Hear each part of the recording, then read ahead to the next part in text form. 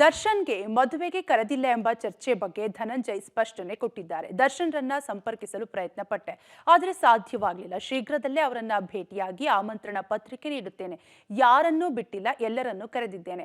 ದರ್ಶನ್ರನ್ನ ಕರೆಯುವ ಆಸೆ ಇದೆ ಅಂತ ಸುದ್ದಿಗೋಷ್ಠಿಯಲ್ಲಿ ಧನಂಜಯ್ ಹೇಳಿದ್ದಾರೆ.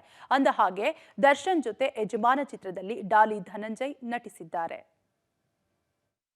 ತುಂಬ ಪ್ರೀತಿಯಿಂದ ನಾನು ಎಲ್ಲರನ್ನೂ ಕರೀತಾ ಇದ್ದೀನಿ ಇನ್ಮೇಲೆ ಡೆಫಿನೆಟ್ಲಿ ಅವ್ರನ್ನೂ ಕರೆಯೋ ಪ್ರಯತ್ನ ಮಾಡಿರ್ತೀನಿ.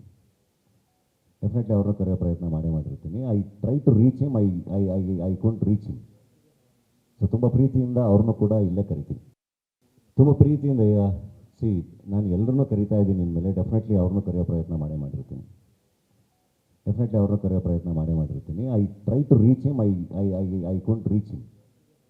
ಸೊ ತುಂಬ ಪ್ರೀತಿಯಿಂದ ಅವ್ರನ್ನೂ ಕೂಡ ಇಲ್ಲೇ ಕರಿತೀನಿ.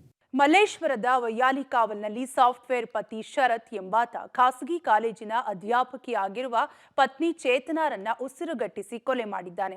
ಬಳಿಕ ಅನಾರೋಗ್ಯದಿಂದ ಸಾವನ್ನಪ್ಪಿದ್ದಾಳೆ ಅಂತ ಕಥೆ ಕಟ್ಟಿದ್ದಾನೆ. ಹಣ ಕೊಡುವಂತೆ ಆಗಾಗ ಪತ್ನಿಯನ್ನ ಟೆಕ್ಕಿ ಶರತ್ ಪೀಡಿಸ್ತಾ ಇದ್ದ. ನಿನ್ನೆ ರಾತ್ರಿ ಇದೇ ವಿಚಾರಕ್ಕೆ ಗಲಾಟೆ ಆಗಿದೆ. ಈ ವೇಳೆ ಉಸಿರುಗಟ್ಟಿಸಿ ಕೊಂದಿದ್ದಾನೆ. ಆದರೆ ಮುಂಜಾನೆ 3 ಗಂಟೆಗೆ ಪತ್ನಿ ಅನಾರೋಗ್ಯದಿಂದ ಅಸ್ವಸ್ಥಳಾಗಿದ್ದಾಳೆ ಅಂತ ಆಸ್ಪತ್ರೆಗೆ ದಾಖಲಿಸಿದ್ದಾನೆ. ಆಸ್ಪತ್ರೆಗೆ ಬರುವ ಮುನ್ನವೇ ಚೇತನ ಸಾವನ್ನಪ್ಪಿದ್ದಾಗಿ ವೈದ್ಯರು ಹೇಳಿದ್ದಾರೆ. ಚೇತನ ಕುಟುಂಬಸ್ಥರ ದೂರಿನ ಮೇರೆಗೆ ಆರೋಪಿ ಟೆಕ್ಕಿ ಶರತ್ನನ್ನ ವೈಯಾಲಿಕಾವಲ್ ಪೊಲೀಸರು ಬಂಧಿಸಿದ್ದಾರೆ. ಅಂದಹಾಗೆ ಇಬ್ಬರು ಕೂಡ ದಾವಣಗೆರೆಯ ಹರಪನಹಳ್ಳಿ ಮೂಲದವರಾಗಿದ್ದಾರೆ.